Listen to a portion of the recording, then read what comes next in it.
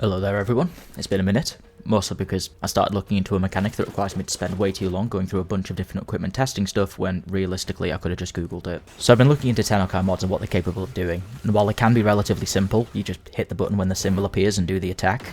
If you play around with your melee you can make some fun setups. So Tennokai is enabled on any melee weapon by equipping a mod with the stat enables Tennokai. Once the Tennokai mod is equipped, your melee will be given a 15% chance of providing an opportunity to perform a heavy attack without consuming your combo counter. And since this is just a standard heavy attack, it can benefit from normal heavy attack mods, as well as the 2x critical chance multiplier on true steel. But it can also be used to do things like activating Carnon forms, perform heavy slam attacks, and activate unique heavy abilities on certain melee weapons. As of right now, there are 6 Tennokai mods in the game that can be obtained from Rotation Seat of Santa Monica's Alchemy. They can be equipped into any slot but the stat slot, and you can have as many of them on at once as you like. I've split them into 2 categories of shit tier and good tier. We'll start with the shit tier. First we have Mentor's Legacy, which is just your baseline for Tennokai. So yeah, it's shit, but it gets a pass. Next is Conditions Perfect, which is probably the most shit Tennokai mod by right, since there's not many cases where increasing your stats chance is going to improve your heavy attack. And finally for shit tier, there's Opportunities Reach, which increases the range of Tennokai attacks by 3 meters, increases the Tennokai window by 4 seconds, which has a few funny uses but otherwise is just kinda meh. Now for the good Tennokai mods, first there's Master's Edge, which increases damage on Tennokai attacks by 60%. This still isn't fantastic, but it's the only non-rare mod that can be used on anything. The first real good Tennokai mod is Dreamer's Wrath, which increases Tennokai crit damage by 35%, pairing fantastically with the Sacrificial Set's 550% critical chance bonus on a heavy attack. But it also has a secondary effect of increasing your Tennokai opportunity chance by 50%, bringing it to 22.5% or a chance every 5 hits on average. This isn't really useful on status weapons, but it's basically mandatory on any crit weapon. Finally, there's Discipline's Merit, which gives you a guaranteed Tennokai opportunity every 4 hits. For any melee weapon with a spammable heavy attack, this mod's perfect since you can quite easily get into a smooth rhythm of consistently using Tennokai. This can also be used with certain stances such as Gemini's Cross on the Tomfers in order to get a Tennokai opportunity every 2 hits, which actually brings the Praedos into being a viable weapon.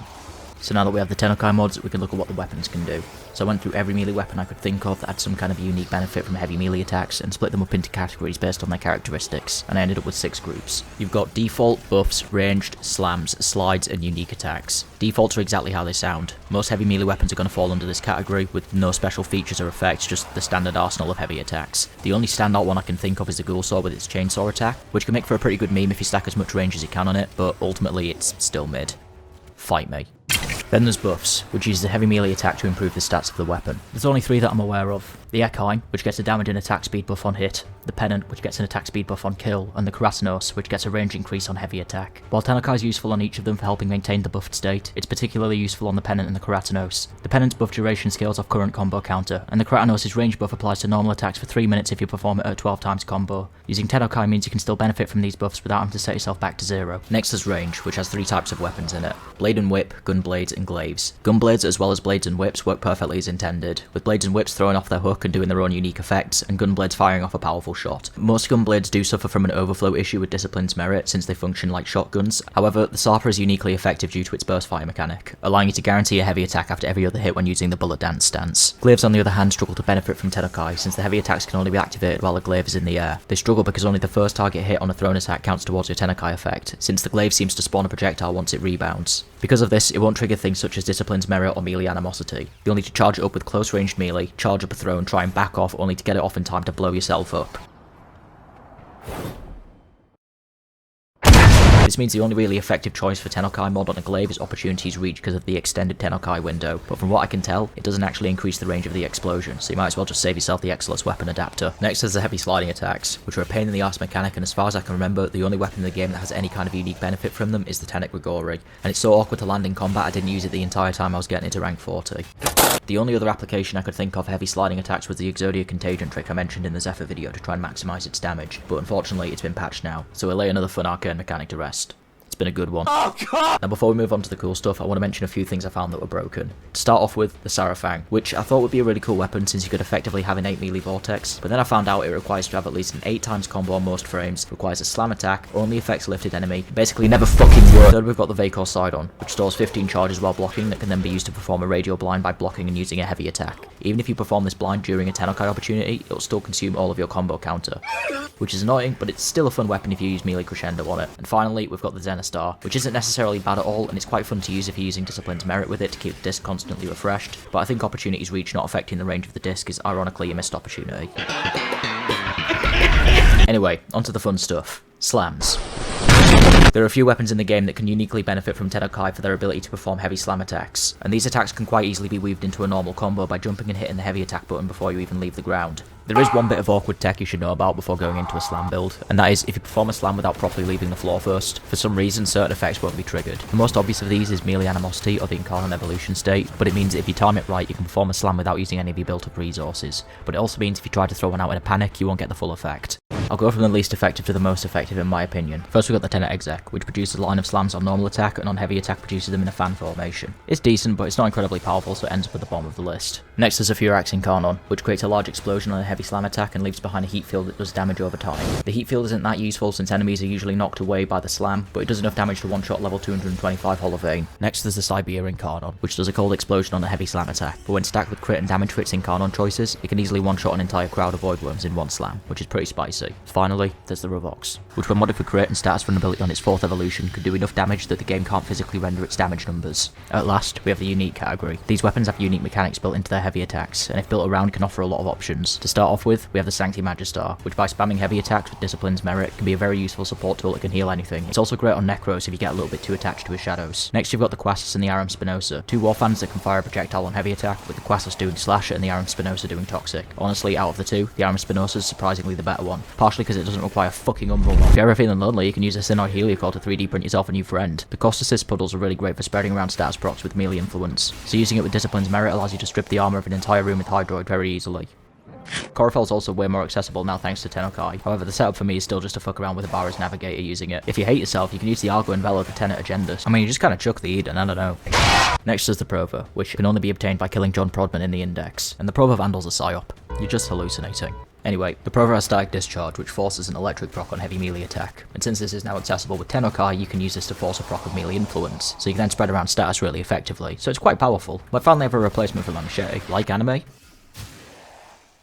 Use the Siam. These are by far some of the most fun ones, and like in the case of Necros, Hydroid and Ivara, there's definitely some opportunities there for some Warframes to abuse these passives. There are other unique effects you can get from mods as opposed to it being innate on the weapon itself, these being from the Karnis and the Amar set mods. Karnis set doesn't do much, just makes you a little bit harder to kill for a second, but the Amar set can give you the unique effect of the Twin Basolg and doesn't even have to be equipped to your melee weapons, and since it can be triggered by Tennokai, you can put it on something like a Gunblade in order to close the gap, or on the Pennant to make it easier to guarantee that kill and extend the speed buff. Finally for unique, there's two Zor Arcanes that allow you to make your own unique melee weapons at home. First, there's Exodia Brave, which gives you plus 5 energy a second on heavy attack kills for 4 seconds, stacking up to 3 times. This doesn't necessarily augment the heavy attack itself, but being able to give yourself 15 energy regen a second is incredibly powerful, and since heavy slam kills will also count towards this buff, you can easily get up to 3 stacks. Using this can turn your melee into a nice utility weapon when combined with Life Strike and melee influence for a status primer. It's been 4,000 years, Daddy. Second, there's Exodia Hunt, which makes all slams have a 50% chance to pull in enemies in a 12 meter radius. If you're getting consistent Tennokai opportunities, you can keep pulling enemies around you and heavy slam them all to death. My Zor's a hammer with a crit setup, since the tactical combo for Crushing Ruin has a slam by default, so I can just slide around the map pulling in enemies and beating the good out of them. And that's everything I could find for Tennokai. If I missed anything that you guys can think of, leave it in the comments. To be honest, I feel like I've only scratched the surface on what it is, and I feel like the future of melee's massively opened up thanks to Tennokai.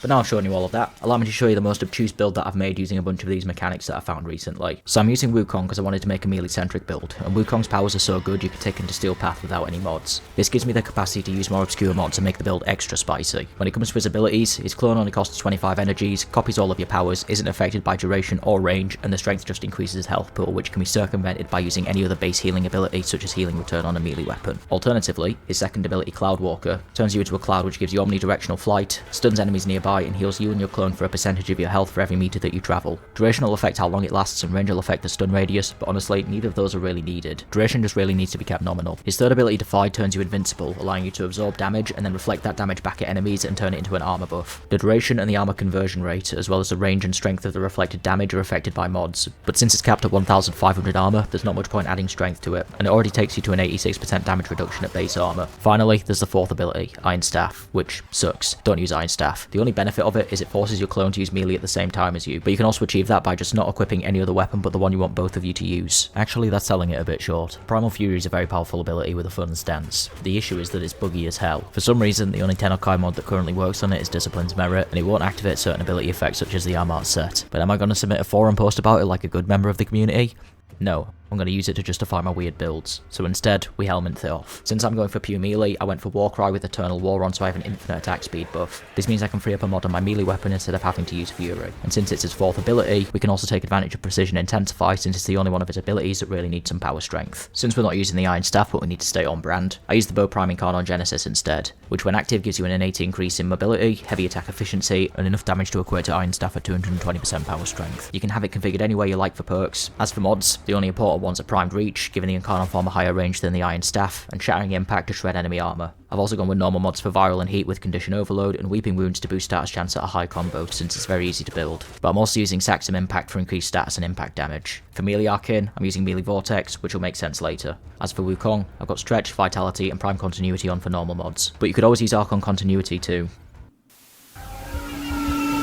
I also have Amar's Hatred and Amar's Anguish, giving me 10 meters of teleport and heavy attack and a tiny bit of extra power strength. I've also gotten Celestial Stomp, which allows me to recast the clone to lift all enemies in a 20 meter radius, allowing me to take advantage of the Saxum set bonus, which causes enemies to explode in an 8 meter radius. Once enemies have been pulled in by Melee Vortex, this can quite easily set off a chain reaction and nuke a group of enemies. The additional health and armor provided by the set mods also gives Wukong a little bit of extra survivability. For a Sentinel, I use the Diriger Manifold Bond setup mentioned in the Korra video, which gives me way more damage with Condition Overload than I can get from Prime Pressure Point, and with a bow's high range and status chance, even without the 6-fold status primer, I'm more than likely going to get the cooldown reset anyway. This also means we can offload magnetic damage to Diriger for Melee Vortex, allowing us to be more conventional with our melee weapon elements. And since we now have a feedback loop going, we'll get a constant generation of health orbs, which I can then take advantage of using a yellow Archon Shard to increase the effect of health orbs, and then a purple Archon Shard to convert that health into energy. In conclusion, this build works in a loop of proccing Tennokai, teleporting up to an enemy, proc them with magnetic, kill them, pull in the rest, lift them, nuke them, proc another Tennokai, and then do it all over again, all while having increased mobility, constantly regenerating health and energy, and just remember to throw a Defy out every now and again if it looks sketchy and it should be all good.